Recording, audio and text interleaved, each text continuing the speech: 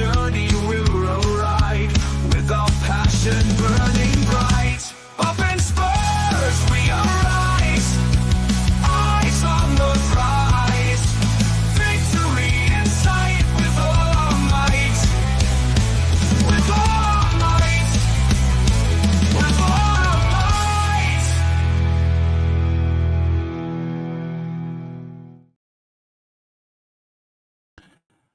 Sorry. Yeah, sorry, guys. Big up to everyone and welcome to THFC to a die, home at Tottenham past, present, and exciting future under Thomas Frank as the mighty Tottenham go marching on. And yes, guys, it is time. It is Champions League. We're back in the big time. We're back in the big league as we take on Villarreal in match day 1. And the game you can hear live here on THFC to a die tomorrow at 7:30. Listen, I'm looking forward to it. I'm looking forward to the Champions League this year. We've got a good group. We've got a good, we're playing Frankfurt, who we beat in the quarterfinals of last year. We're playing Bodo Glimt as well, who we beat in the semi-finals. Do you know what? I think we should qualify quite happily within the top 8. I really do. I think we can. I think the top 3 will probably sort itself out, and I think from 4th down to 8th, I think it's going to be really competitive.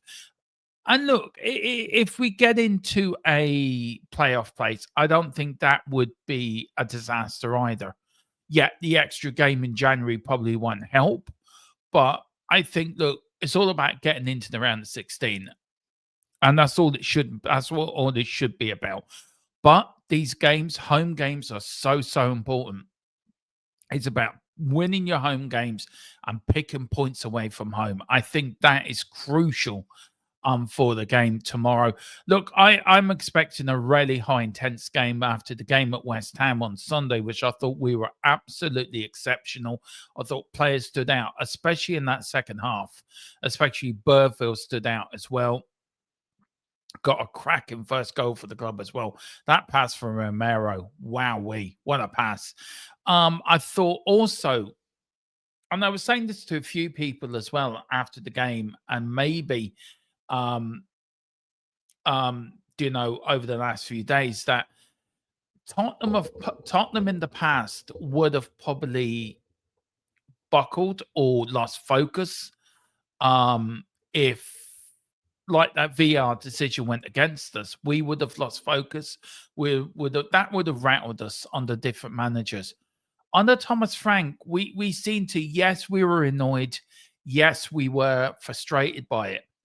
Yes, we should have had a goal and a penalty, but we didn't let it get to us. And I think half-time, Thomas Frank sort of reminded the players to remain focused, remain vigilant, remain onto the game plan, and it will work. Made a few tactical changes. And you look, the first chance we get, Papa saw at the far post. Absolutely brilliant. And it's the same attitude we have to take into tomorrow night's game. Be positive, be patient, and don't let anything rattle us. And with the home crowd behind us as well, with the White Hart Lane crowd absolutely behind the team, I think we're looking at nothing but a win for Spurs to start off our first Champions League phase game, match day 1, with a win. And I think we'll win probably 2-0, 3-0. I really do. I think we shouldn't fear anyone. Why should we fear anyone? And also, I want to talk very quickly about, you look at the way that we're defending now. We've only conceded one goal all season. And that was against Bournemouth. You look, 3-0 win against West Ham, 3-0 win against Burnley. Did we 2-0 away to Man City? So look, 3, 6, 7, 8 goals scored, 1 conceded. You compare that to last season under Ange, we were conceding every other game. So I feel tactically he strengthened us. Thomas Frank defensively he's made us stronger. And I think that's important because we know Villarreal haven't had a great start to their season in La Liga. They lost 2-0 at the weekend to Atletico Madrid. And I think this game going in, two sides going in this game. I think Tottenham are going in with confidence, and I think Villarreal are going in a little bit nervous, thinking, we could have done without this game this week. But there's an old adage, isn't there? You want the games to come thick and fast. After a defeat, you want the next game to come quickly to run that out of your system. But I just think we're going to be too good for them tomorrow, and we will win. Guys, now what you want to know is the predicted lineup for the game and who's going to play where. Who do you think Thomas Frank will pick? And this is it, guys. This is the predicted lineup. I've gone with a 4-2-3-1 formation. I've gone with Vicario on goal. I've gone with a back four of Pedro Porro, Romero, Mickey van der Ven, and Udogie as a back four. I've gone with Paulino and Bentancur, absolutely rekindling their partnership in the middle of the park, sitting in front of the back four. I've gone with a midfield tree of Kudus on the right, Xavi Simons in the 10 role, and Brennan Johnson on the left wing. Now, I hear a lot of you now throwing stuff at the telly, being a little bit thinking, Dermatron, what are you doing? Have you been drinking? Have you been taking something you shouldn't be taking? Why are you picking Brennan Johnson on the left? He's not a left-sided player. And I hear you, and I probably will agree with you. But I think Brennan Johnson will do a job out there. I think he will. Look, he may well put Kudus, he may start with the same team of Papa Sarr on the 10, put Xavi on the left side and put Johnson on the bench. But I think you've got to rest players, especially with the games coming thick and fast. I think you've got to rotate. And I think this front four will do the job. Now, I've been saying it for a while, Brennan Johnson in the 10 or a second striker role. Yeah, you could do that as well. Maybe that could, and put Xavi on the left and just put Brennan Johnson as sort of just off Richarlison like. So you're more like playing a 4-4-2, but you're not, if you know what I mean.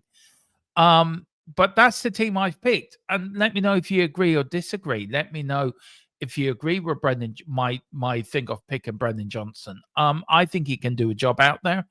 I think if you want players to improve or change positions, you've got to give them goes out there. You've got to let them play games. You've got to show them that, okay, we're going to change your position. You're going to have to play through it. We know Kudus is the right-sided midfielder. He's going to be there. Brennan Johnson will get you a goal. He will. You're guaranteed for him to get you a goal. But I think this is the one place where we did mess up in the window in the summer. We didn't get a left-sided midfielder. Will we sort that out in January? Probably. Also on January, I was reading in. So look, guys, just very quickly, you'd let me know what you think of the predicted lineup. Do you agree or do you disagree? Let me know in the comments below. Just to let you know about a little article I read on Spurs Web that Tottenham Hotspur are going to be in a bidding war for Conor Gallagher in January. Tottenham want to buy the Atletico Madrid midfielder to bring him to Tottenham, the former Chelsea star. So look, we have to see how that goes as well. Very quickly, my thoughts on Daniel Levy leaving, because I know we've done shows on this, but I've never really given my own opinion on it. I think it's a new era for Spurs, but I'm not wholly convinced with Enoch. I think they've got to prove to me they have changed. They've got to prove to me they're willing to back a manager, willing to put the money in to back him to buy the players that he needs for his system. And if they do, then fine. I'm happy. If they don't, then I think you're going to see the same things happening again. But it is good. It is nice that we've got something new, something fresh. They were there at the weekend. Vivian and her brother with Vinay and Lang. We know Paratici's coming back as well. We know he's back, and whatever role he will play, I think you will see a different restructuring within the transfer, within the recruitment, and in the football inside at Tottenham.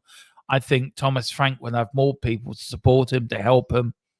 I think it's going to be more focused on the footballing side of the club and let the business side take care of itself, basically. And I think you have to. I think you got to balance it. You can't just have at Tottenham for the last 25 years. It's been more business than football. I think it's got to be a bit more football than business, but you got to balance it. You've got to have it sort of like probably 60-40, but in football's favour.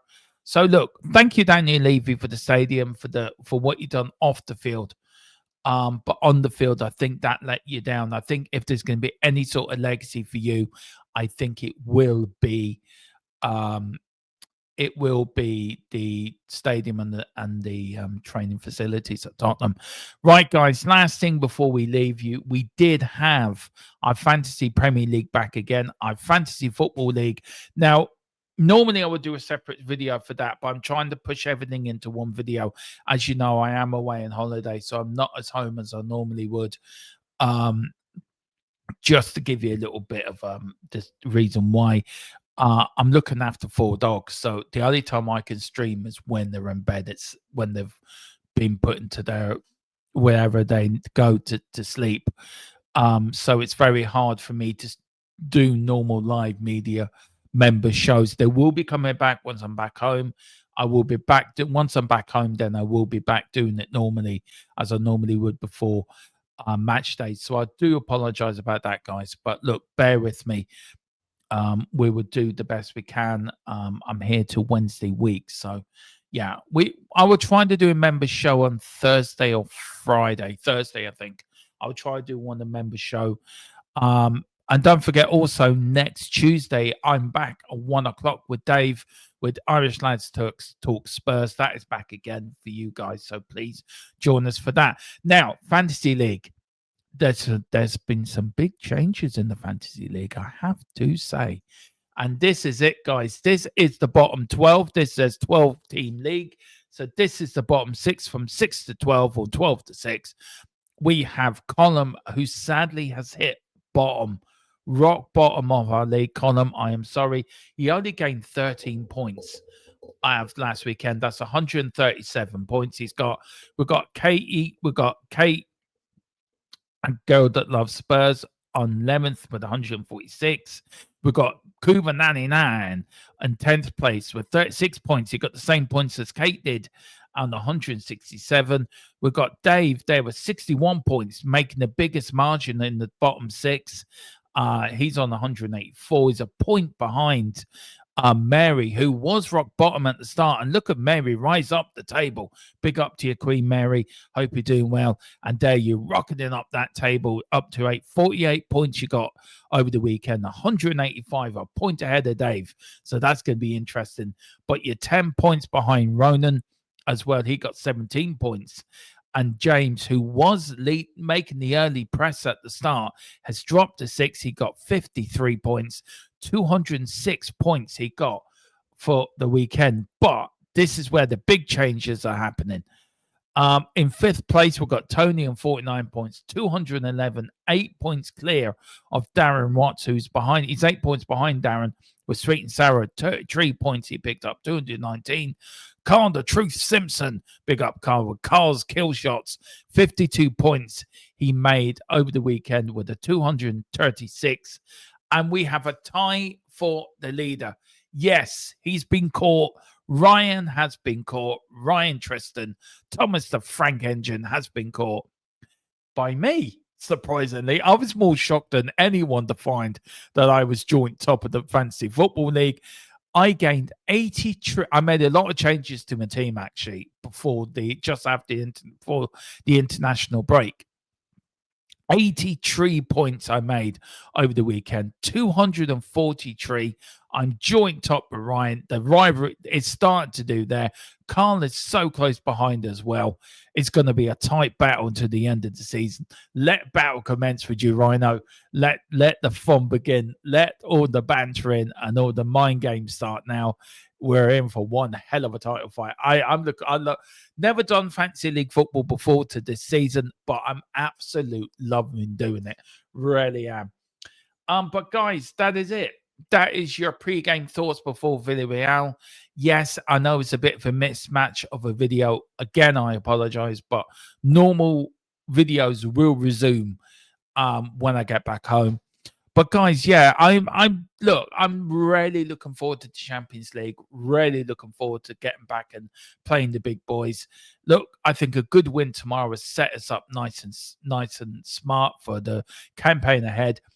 If you are watching it with me, I am on from quarter past 7 with before the whistle to go over the lineup, and then 7:30 for the watch along.